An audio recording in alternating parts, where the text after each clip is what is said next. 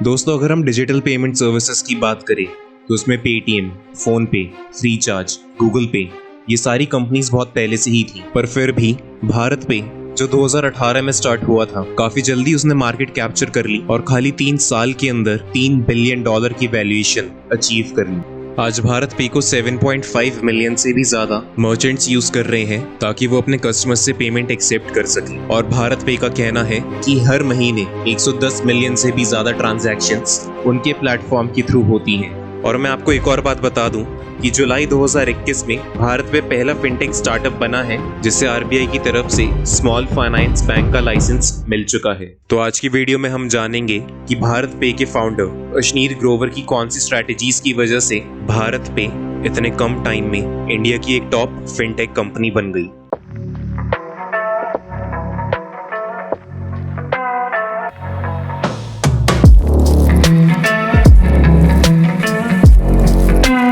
तो दोस्तों, कहानी स्टार्ट होती है नवंबर 2016 से, जब इंडियन गवर्नमेंट ने डीमोनेटाइजेशन का फैसला लिया और जितने भी पुराने 500 और 1000 के नोट थे उन सबको रद्द कर दिया गया। और दोस्तों, यही वो टाइम था जिसके बाद से हमने फोन पे और पेटीएम जैसी सर्विसेज को यूज करना काफी ज्यादा स्टार्ट कर दिया। अब हर शॉपकीपर और किराना स्टोर वाले के पास फोन पे, पेटीएम, गूगल पे इन सबके क्यूआर कोड होते थे।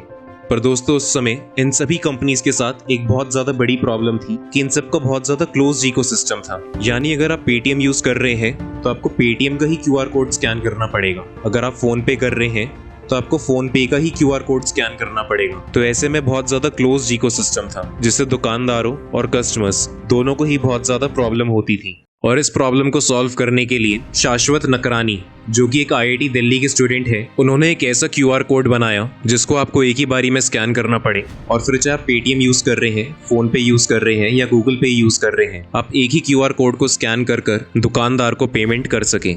अब शाश्वत नकरानी ने एक बढ़िया क्यूआर कोड बना तो दिया, पर उन्हें ये समझ नहीं आ रहा था कि मैं इसे यूज कैसे करूं, मैं इसे मार्केट में कैसे लाऊं, मैं प्रोडक्ट कैसे लॉन्च करूं। यानी उन्हें एग्जीक्यूशन का कुछ समझ नहीं आ रहा था। और इसी समय उनको अशनीर ग्रोवर मिल जाते हैं और दोनों भारत पे की शुरुआत करते हैं। अब हम अशनीर ग्रोवर की बात करें तो उन्हें बहुत ज्यादा एक्सपीरियंस था। वो अमेरिकन एक्सप्रेस में 100 से भी ज्यादा फाउंडर्स से मिल चुके थे जो कि फिनटेक इंडस्ट्री में काम करते हैं। तो यानी उन्हें फिनटेक इंडस्ट्री के बारे में काफी डीप नॉलेज थी। और दूसरा, अशनीर ग्रोवर ग्रोफर्स के सीएफओ भी रह चुके हैं। उन्होंने ग्रोफर्स में भी काम करा है और लोकल किराना स्टोर्स और शॉपकीपर्स को क्या दिक्कत होती है उसके बारे में अशनीर ग्रोवर ने काफी अच्छा एनालिसिस कर रखा था। अब अशनीर ग्रोवर ने 3 बड़ी प्रॉब्लम्स आइडेंटिफाई करी। सबसे पहली, जितने भी ट्रांजैक्शंस पेटीएम और फोन पे जैसी एप्स के थ्रू होती हैं उस पर किराना स्टोर्स को 1.5% ट्रांजैक्शन फीस पेटीएम और फोन पे को देनी पड़ती है, जो कि एक किराना स्टोर के लिए बहुत ज्यादा है क्योंकि उन्हें पहले ही बहुत कम मार्जिन पर ऑपरेट करना पड़ता है। यानी वो बहुत ज्यादा कम प्रॉफिट कमाते हैं। तो ऐसे में उनके लिए 1.5% फी भी बहुत ज्यादा है।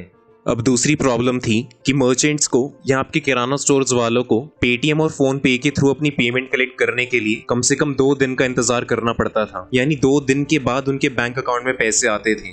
और तीसरी सबसे बड़ी प्रॉब्लम थी कि जो लोकल किराना स्टोर्स हो गए, उन्हें अपना बिजनेस एक्सपैंड करने के लिए बैंक से लोन मिल ही नहीं पाते थे। और अगर किसी किराना स्टोर वाले को लोन मिल भी जाता था तो उसे बदले में कोलैटरल साइन करना होता था। अब इसे आसान भाषा में समझाऊं तो कोलैटरल का मतलब होता है कि अगर आप बैंक से कुछ पैसे उधार ले रहे हैं तो उसके बदले एज ए सिक्योरिटी आपको अपना घर, अपनी दुकान या कोई और वैल्यूएबल चीज गिरवी रखनी पड़ेगी उस लोन को लेने के लिए।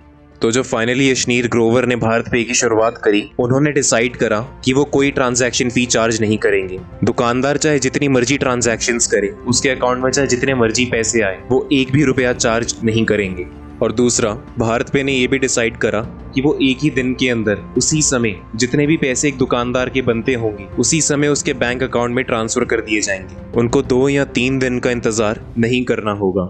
और तीसरी बहुत बढ़िया चीज जिसके बारे में हम डिस्कस कर चुके हैं, भारत पे एक ऐसा क्यूआर कोड ले आया जिसके थ्रू चाहे पेटीएम हो, फोन पे हो, गूगल पे हो, एक ही क्यूआर कोड को स्कैन कर आप दुकानदार को पैसे ट्रांसफर कर सकते हैं। तो no transaction fees, same day money transfer to the bank और इंटरऑपरेबल क्यूआर कोड्स, ये तीनों चीजें भारत पे के यूएसपी है, यानी यूनिक सेलिंग पॉइंट, जो उस समय कोई भी कंपनी प्रोवाइड नहीं कर रही थी।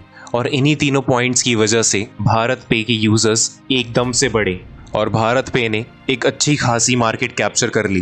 पर दोस्तों, अब सवाल उठता है अगर भारत पे कोई ट्रांजैक्शन फीस चार्ज ही नहीं करता तो वो पैसे कमाता कैसे है, कंपनी रेवेन्यू लाती कहाँ से है। अब यहीं पर यूज करा है अशनीर ग्रोवर ने अपने सालों का एक्सपीरियंस। भारत पे कमाती है स्मॉल और मीडियम बिजनेसेस को लोन देकर। अगर हम स्मॉल एंड मीडियम बिजनेसेस की बात करें तो जैसे कि मैंने बताया, कोई भी बैंक स्मॉल और मीडियम बिजनेसेस को लोन्स आसानी से नहीं देता था, क्योंकि बैंक्स के पास ऐसा कोई डेटा ही नहीं होता था जिसके थ्रू वो वेरीफाई कर पाए कि इस बिजनेस को लोन देना सही रहेगा या नहीं, क्या ये ज्यादा रिस्की तो नहीं रहेगा, क्या ये बिजनेस लोन वापस चुका पाएगा। पर आप सोचेंगे, अगर बैंक के पास कोई डेटा नहीं था रिस्क मैनेजमेंट को चेक करने का, तो भारत पे कैसे रिस्क मैनेजमेंट चेक करता है, भारत पे कैसे पता लगाता है कि इस पर्टिकुलर दुकानदार को लोन देना सही रहेगा और ये लोन इंटरेस्ट के साथ टाइम पर चुका पाएगा। तो रिस्क मैनेजमेंट को चेक करने के लिए भारत पे यूज करता है एक बहुत ही स्मार्ट आर्टिफिशियल इंटेलिजेंस एल्गोरिथम का। अब मैं एकदम सिंपल सा एक्सप्लेनेशन दूंगा कि ये एल्गोरिथम असल में करता क्या है। तो भारत पे की ऐप जितने भी दुकानदार यूज करते हैं उसके थ्रू भारत पे डेटा कलेक्ट करता है कि कौन सा दुकानदार महीने का कितना पैसा कमा रहा है, कितने पैसे सेव कर रहा है, एक दिन में उसकी कितनी कमाई होती है और क्या वो हर महीने कुछ अच्छे पैसे कमा पा रहा है या नहीं। और इसी डेटा को कलेक्ट कर कर भारत पे का एल्गोरिथम ये डिसाइड कर लेता है कि इस दुकानदार को लोन देना सही रहेगा या नहीं। अगर सही रहेगा तो उसी समय उसे लोन दे दिया जाता है। और बैंक्स की तरह दुकानदार को कोई कोलैटरल साइन नहीं करना होता, अपना घर, अपनी दुकान या कोई और सामान गिरवी नहीं रखना होता, जो कि एक बहुत ज़्यादा अच्छी बात है। पर अब एक और सवाल उठता है, अगर कोई लोन टाइम पर नहीं देता तो उसके लिए बैंक के फोन आते हैं, बैंक के नोटिस आते हैं, कभी कभार जिसने लोन लिया होता है वो टाइम पर पेमेंट करना भूल जाता है। तो इन सब प्रॉब्लम्स को सॉल्व करने के लिए बैंक्स को अलग से और एम्प्लॉयज हायर करने पड़ते हैं, जिससे उनका खर्चा बढ़ जाता है।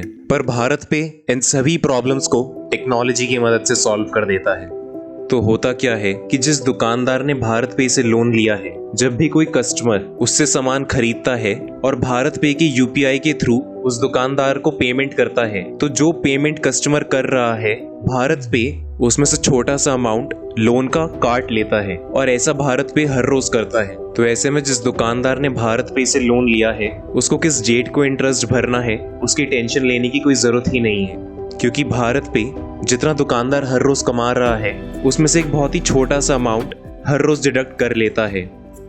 और इसी वजह से भारत पे का जो रीपेमेंट रेट है वो 96% है, यानी 96% जो उनका पैसा है वो उनके पास टाइम से वापस आ जाता है। जबकि दूसरे बैंक्स को लोन का पैसा वापस कलेक्ट करने के लिए अलग से एम्प्लॉयज और हायर करने पड़ते हैं और तब भी उनको टाइम से पैसे वापस नहीं मिलते। और भारत पे ये काम टेक्नोलॉजी की मदद से कर रहा है बिना एक भी एम्प्लॉय हायर करे।